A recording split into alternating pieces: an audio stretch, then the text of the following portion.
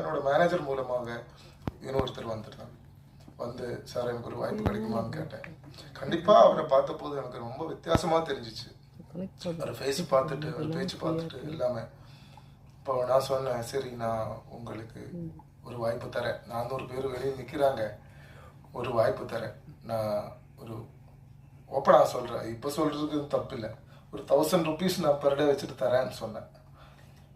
25 நாள் இருக்காங்க. அப்போ என்கிட்ட கேட்டேன், சார் அது 1000 இருக்குது சார், நான் 1-2 படம் ஆல்ரெடி நடிச்சிருக்கு சார், நீங்கள் 2000 ஆக்க முடியுமா கேட்டேன். நான் சொன்ன வார்த்தை சொல்கிறதுக்கு எனக்கு இப்போவுமே எந்த தப்புன்னு தோணலை. நீங்கள் நடிக்கணும்னா நடிச்சுக்கோங்க, இல்லை அப்படியே ஓடி போயிடும் அப்படின்ட்டாங்க. அது அவர் தான் இந்த யோகி பாபு.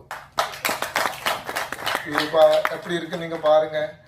ஆனால் 5 வருஷம் 6 வருஷத்துக்கு அப்புறம் தாண்டி நான் யோகி பாபுஜி சௌக்கியமானு கேட்ட போது ஃபோன் மெசேஜ் கூட அவர் சேவ் பண்ணல, என் நம்பர் என்னன்னு தெரியாது, என் குரல் பார்த்த போது புரிஞ்சிச்சு.